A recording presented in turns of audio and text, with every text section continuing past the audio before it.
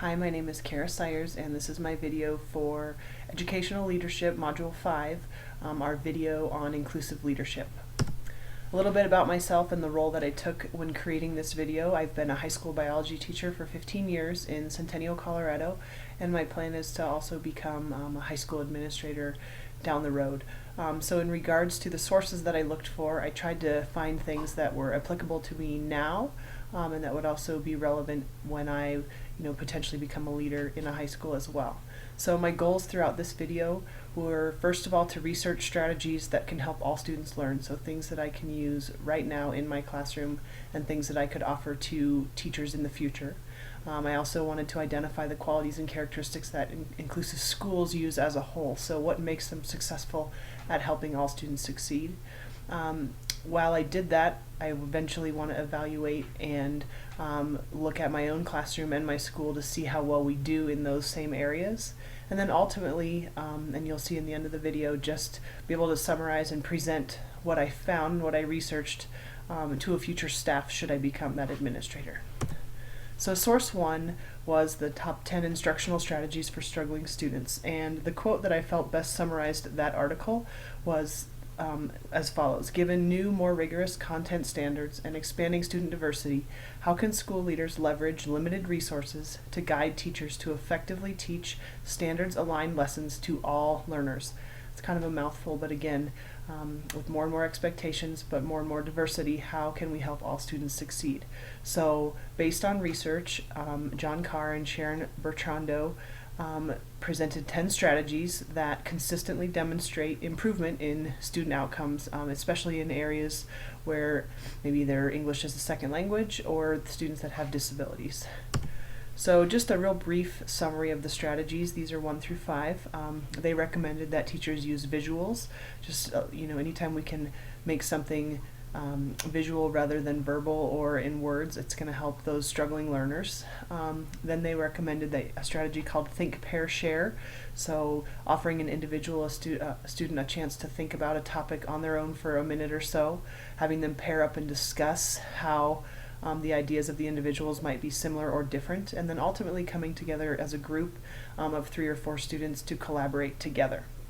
A third strategy was to use cues, so teachers could use questions or hints that would direct the learners to the correct learning trajectory, kind of guiding them the way they want to go. And again, getting feedback frequently so that struggling learners could get more cues and advanced students could receive less. Fourth strategy would be think aloud, so teachers are verbally modeling how to think through a problem and kind of show those struggling students what's expected of them. And a fifth strategy would be a KWL, so a 3-column chart that students use kind of to take notes, and in the first column they talk about what they already know, in the second column they talk about what they want to learn, and in the third column they discuss what they did learn. Continuing on with the 5 additional strategies, they recommended summarization, so not just summaries at the end of units, but frequent, shorter amounts of summaries to teach kids, again, how to really think about what they're learning and what the main ideas are. They also suggested concept organizers, so giving a vocab word and then asking students to define it 4 different ways. So having them draw it, having them give a definition, having them describe it, give an example, just having them think about words in as many ways as possible. They suggested word walls, which was new to me, but that was giving like a visual cue or a picture and having students match those with a list of terms. They also encouraged that to be cross-curricular, so if you could come up with a common word wall across a school, the power that would offer to students. The last 2 are kind of both the same, but sentence frames, so depending on, again, the level of students, having struggling students, get simple short words to fill in the blanks to review content, whereas your advanced students could fill in, entire paragraphs. And then finally, sentence starters. So just giving cues. In this activity, I learned that, and just structuring a framework for students to hold discussions with each other.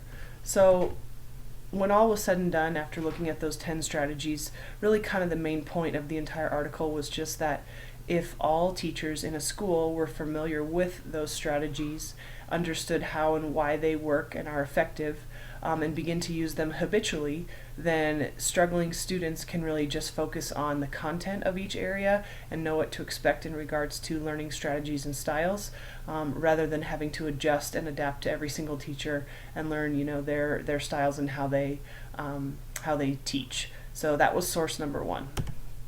Source number two was another research-based article, a study called The Leadership Factor, A Key to Effective Inclusive High Schools. And again, kind of the summary quote that I pulled from the introduction of the article was just that the current emphasis on high-stakes assessment, improved student outcomes, and overall success provides a major impetus for principals and other educators to implement reforms that will result in immediate and substantial improvements in academic achievement of all students.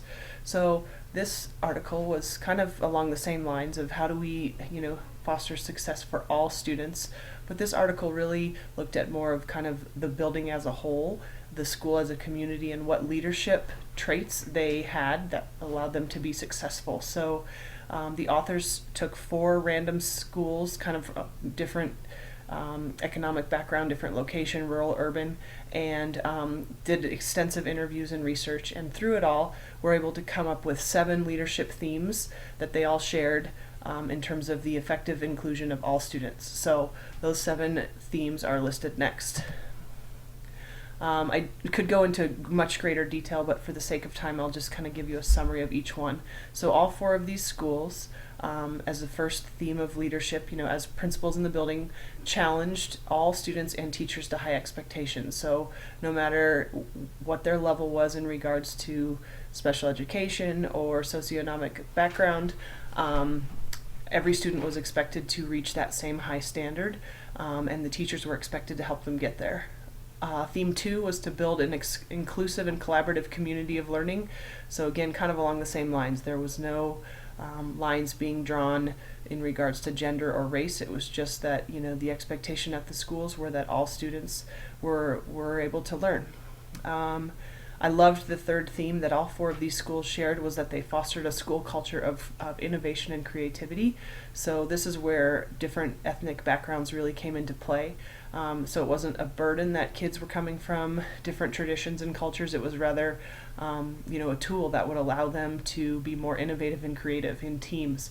Their different diversity could really help them come up with, unique and interesting solutions to problems.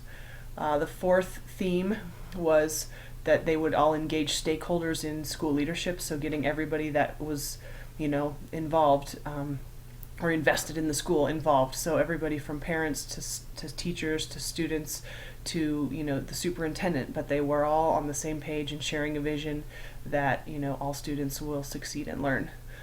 Fifth, they, in expecting these things of teachers, the principals promoted professional development, so they offered them the time to work on these things and discuss strategies and best practices and how to, do this effectively, how to help all students succeed. Sixth, they, as a principal, they hired staff who reinforced these school values. So they were looking for teachers who, shared this vision, were passionate about helping all students succeed, and had a pretty strict criteria. One thing they suggested in the video was actually having teachers who were interviewing for the jobs submit recordings of themselves teaching, which I thought was kind of a gutsy thing to do, but it would be really interesting to see if teachers were willing to allow themselves to be taped to show, where their passions lied. And then seventh, just to, in all of this, use data to really determine if it's working or not. So not to just say, oh, good job, we're helping all students succeed, but we have nothing to back it up. We have no test scores. So to really help the data drive the process. So again, kind of the main point of all of that is if all of the teachers in a school and the principal and the building leaders are understanding this. So, excuse me, I think I may have restated something, but again, the main point of this second source is just really that if all members of a school, the school community, principals, teachers, students, staff are aware of these expectations and they're committed to the success of all students, it really can foster a culture and a norm for the entire community, and I think that's a really great place to work and to learn in. So I guess part 2 of this is just what do I take from all of this, and how do I take what we've learned in the class and apply this to my future role as an administrator. So I went through each of the 5 parts of leadership that we've learned about in this class, and took a quote from the book, and then just kind of talked about how if my goal was to implement this plan of inclusiveness at a school where I was an administrator, how would I be addressing each of these main 5 points. So part 1 again was model the way, and the quote that really stood out to me was just exemplary leaders set the example by aligning actions with their values. So they practice what they preach. And so I said, if and when I present this to a future staff, I will be able to speak from experience. So I'm not just asking them to implement all these strategies. I've done the research, and as a teacher I have actually tried them and seen what works and what doesn't. The second part was inspire a shared vision. So I've enlisted, the quote I found was, enlist others in a common vision by appealing to shared aspirations. So in my opinion, our goal as educators should always just be to do what's best for kids. And so if you really believe that as a teacher, you are willing to, more than willing, you're embracing these new strategies because you know it's going to help kids and you don't look at them as a burden. The third part was to challenge the process. So the quote that really stood out to me again was, search for opportunities and look outward for innovative ways to improve.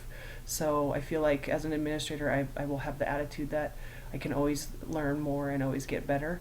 So that's what I did in this project. I went out and looked for strategies and research that showed new ways to try to help students succeed. So I'm modeling to my staff that I'm still learning and continuing to improve myself as well as the school. The fourth aspect of the book was enabling others to act, and to me that is you are strengthening others by increasing their self-determination and developing their competence. So once I present these strategies, that's the tools the teachers need, but then I need to grant them some trust and some time to test them and implement them in the ways that they see best. So I've hired this staff, I believe in them, I got to let them use these strategies in the ways that they know how and they know that will work with the students they have and their content. And then finally, just to encourage the heart, the quote again I found in the book was just to celebrate victories and create a spirit of community. So ultimately, once I've given these strategies out to teachers and I've given them time to try them, if I hear of someone doing it really effectively, to share it with the staff as an example of what's working and how to do it well, and then celebrate that. So to me, that's just kind of how everything in this assignment comes together, just what I've learned and then how to apply it to these 5 different aspects of leadership. The final part of this assignment is just the challenges that I think I'll face as this occurs. And I think there were 3 I could identify. So first and foremost, I think it's tough to get everybody on board in terms of a shared vision. There's lots of teachers who have been there for a long time, myself included. It's not always easy to just immediately change what you're doing and be told that what you're doing isn't the right way and you could always do it better. So, encouraging, but at the same time sort of expecting teachers that are on my staff to be open-minded to what I'm presenting, and expect them to try to implement these strategies.